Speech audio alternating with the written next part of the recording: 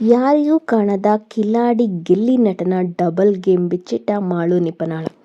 ಆ double game ಏನು ಅನ್ನೋದಾದರೆ, ಬಿಗ್ ಬಾಸ್ ಕನ್ನಡ ಸೀಸನ್ ಶೋನಲ್ಲಿ ಗಿಲ್ಲಿ ನಟ ಒನ್ ಮ್ಯಾನ್ ಶೋ ಆಗಿ ಗುರುತಿಸಿಕೊಂಡಿದ್ದಾರೆ. ಇವರೇ ವಿನ್ನರ್ ಆಗ್ತಾರೆ ಅಂತ ಬಹುತೇಕರು ಹೇಳ್ತಿದ್ದಾರೆ. ದೊಡ್ಡ ಮನೆಯಿಂದ ಹೊರ ಬಂದಿರುವ ಮಾಳು ನಿಪನಾಳ ಅವರು ನಾನೇ ವಿನ್ನರ್ ಆಗ್ತಿದ್ದೆ ಅಂತ ಹೇಳಿದ್ದಾರೆ. ಬಿಗ್ ಬಾಸ್ ಮನೆಯಿಂದ ಹೊರ ಬಂದಿರುವ ಮಾಳುಗೆ ಬಹಳ ಬೇಸರ ಆಗಿದೆಯಂತೆ. ನಾನು ಅಲ್ಲಿ ಇದ್ದಿದ್ದರೆ ಟಾಪ್ 5 ಒಳಗಡೆ ನಂಬರ್ 1 ಬರ್ತಿದ್ದೆ ಅಂತ ಅವರು ಒಂದು ಸಂದರ್ಶನದಲ್ಲಿ ಮಾತನಾಡಿದ್ದಾರೆ. ಗಿಲ್ಲಿ ನಟ ಮನೆ ಕೆಲಸ ಮಾಡಲ್ಲ, ಟಾಸ್ಕ್ ಆಡಿಲ್ಲ, ಬೇರೆಯವರನ್ನು ಕಾಮಿಡಿ ಮಾಡ್ತಾನೆ ಅಷ್ಟೇ. ಸ್ಪಂದನಗಿಂತ ನಾನೇ ಮೇಲಿನ ಸ್ಥಾನದಲ್ಲಿದ್ದೆ. ಸ್ಪಂದನ ದೊಡ್ಡ ಮನೆಯಲ್ಲಿ ಏನೂ ಮಾಡಿಲ್ಲ. ಸ್ಪಂದನ ಹೊರಗಡೆ ಇರಬೇಕಿತ್ತು, ನಾನು ಒಳಗಡೆ ಇರಬೇಕು ಅಂತ ಮಾಳು ನಿಪನಾಳ ಅವರು ಹೇಳಿದ್ದಾರೆ. ಗಿಲ್ಲಿ ನಟ ಬೇರೆಯವರನ್ನು ಕೆಳಗಡೆ ಹಾಕಿ ಕಾಮಿಡಿ ಮಾಡ್ತಾನೆ. ಅವನು ಇಲ್ಲಿಯವರೆಗೆ ಸಾಕಷ್ಟು ರಿಯಾಲಿಟಿ ಶೋ ಮಾಡಿಕೊಂಡು ಬಂದಿದ್ದಾನೆ. ಮೊದಲು ಯಾರು ಟ್ರಿಗರ್ ಆಗ್ತಾರೆ ಅಂತ ನೋಡ್ಕೊಳ್ತಾನೆ, ಆಮೇಲೆ ಅವನು ಅವರ ಬಗ್ಗೆ ಕಾಮಿಡಿ ಮಾಡ್ತಾನೆ. ಈ ವಿಚಾರದಲ್ಲಿ ಅವನು ಕಿಲಾಡಿ ಅಂತ ಮಾಳು ನಿಪನಾಳ ಅವರು ಹೇಳಿದ್ದಾರೆ. ಗಿಲ್ಲಿ ನಟ ಆರಂಭದಲ್ಲಿ ಅಶ್ವಿನಿ ಗೌಡ, ರಿಷಾ ಗೌಡ, ಧ್ರುವಂತ್, ರಾಶಿಕಾ ಶೆಟ್ಟಿ ಜೊತೆ ಜಗಳ ಆಡಿದ್ದನು. ಆಮೇಲೆ ಚೈತ್ರಾ ಕುಂದಾಪುರ ಜೊತೆ ಜಗಳ ಆಡಿದ್ದಾನೆ. ನನ್ನ ಜೊತೆ ಅವನು ಜಗಳ ಆಡಿದರೆ ಏನೂ ನಡೆಯೋದಿಲ್ಲ, ನಾನು ಟ್ರಿಗರ್ ಆಗೋದಿಲ್ಲ ಅನ್ನೋದು ಗೊತ್ತಿದೆ. ಅದಕ್ಕೆ ನನ್ನ ತಂಟೆಗೆ ಅವನು ಬರಲಿಲ್ಲ ಅಂತ ಮಾಳು ನಿಪನಾಳ ಹೇಳಿದ್ದಾರೆ. ಗಿಲ್ಲಿ ನಟ ಮನೆ ಕೆಲಸ ಮಾಡದೆಯೇ ಕ್ಯಾಪ್ಟನ್ ಆಗಿದ್ದಾನೆ. ಕ್ಯಾಪ್ಟನ್ ಆದಮೇಲೆ ಮನೆ ಕೆಲಸ ಮಾಡೋದು ಇರೋದಿಲ್ಲ ಎಂದು ನಾನು ರಘು ಅವರು ಕಾಮಿಡಿ ಮಾಡಿದ್ದುಂಟು. ಗಿಲ್ಲಿ ನಟ ಟ್ರೋಫಿ ಗೆದ್ದರೂ ಕೂಡ ನಾನು ಅದನ್ನು ಒಪ್ಪೋದಿಲ್ಲ. ಗಿಲ್ಲಿ ನಟ ಅವರ ವ್ಯಕ್ತಿತ್ವವೇ ಇಲ್ಲ, ಹೇಗೆ ಬಿಗ್ ಬಾಸ್ ಗೆಲ್ತಾರೆ ಅಂತ ಪ್ರಶ್ನೆ ಮಾಡಿದ್ದಾರೆ. ಮಾಳು ಅವರು ಈ ವೀಕ್ ಹೊರ ಬಂದಿದ್ದವರಿಗೆ ತುಂಬ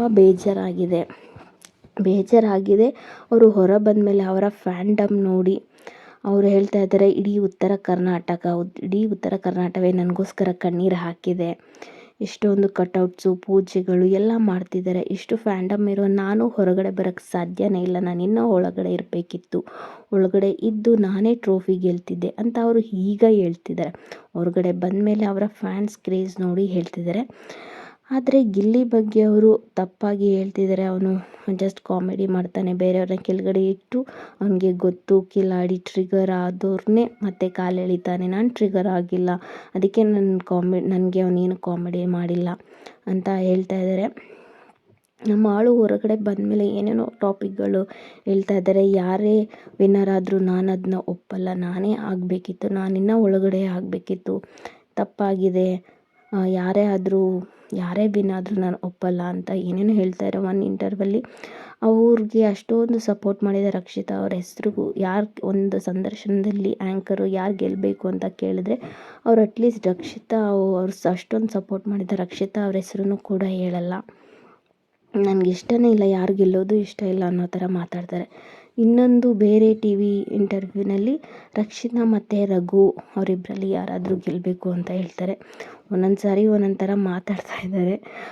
ಮಾಳು ಅವರು ಒಳಗಡೆ ಇದ್ದಾಗ ಒಂದು ಗೌರವ ಇತ್ತು, ಎಷ್ಟು ಒಳ್ಳೆ ಮನುಷ್ಯ, ಚೆನ್ನಾಗಿ ಆಡ್ತಾ ಇದ್ದಾರೆ, ಬಂದಾಗಲೂ ಕೂಡ ಬೇಜಾರಾಗಿತ್ತು. ಆದರೆ ಅವರು ಯಾವಾಗ ಇಂಟರ್ವ್ಯೂಸ್ನಲ್ಲಿ ಅವರ ಅಭಿಪ್ರಾಯನ ಹೇಳಿದ್ರು ಆವಾಗ ಎಲ್ಲರಿಗೂ ತುಂಬ ನೋವಾಗಿದೆ. ಒಳಗಡೆ ಇದ್ದಷ್ಟು ಮಾನ ಮರ್ಯಾದೆನ ಅವರು ಹೊರಗಡೆ ಮಾತಾಡಿ ಬಂದು ಆ ಗೌರವನ ಕಳ್ಕೊಂಡಿದ್ದಾರೆ ಅಂತ ಹೇಳ್ತಾ ಇದ್ದಾರೆ. ಅವರು ಗಿಲ್ಲಿ ನಟನ ಬಗ್ಗೆ ಮಾಡಿದ ಆರೋಪ ಸರಿನಾ? ಗಿಲ್ಲಿ ಗೆದ್ದರೆ ನಾನು ಒಪ್ಪೋದಿಲ್ಲ ಅಂತ ಹೇಳ್ತಾ ಇದ್ದಾರೆ. ಅವರ ಬಗ್ಗೆ ವ್ಯಕ್ತಿತ್ವನೇ ಇಲ್ಲ ಅಂತ ಹೇಳ್ತಾ ಇದ್ದಾರೆ. ನಿಮಗೆ ಏನು ಅನಿಸುತ್ತೆ ಅಂತ ನಿಮ್ಮ ಅಭಿಪ್ರಾಯನ ಕಮೆಂಟ್ನಲ್ಲಿ ತಿಳಿಸಿ. ವಿಡಿಯೋ ಇಷ್ಟ ಆಗಿದೆ ಲೈಕ್ ಮಾಡಿ, ಶೇರ್ ಮಾಡಿ, ಕಮೆಂಟ್ ಮಾಡಿ. ಮತ್ತೆ ನೆಕ್ಸ್ಟ್ ವಿಡಿಯೋದಲ್ಲಿ ಸಿಗೋಣ.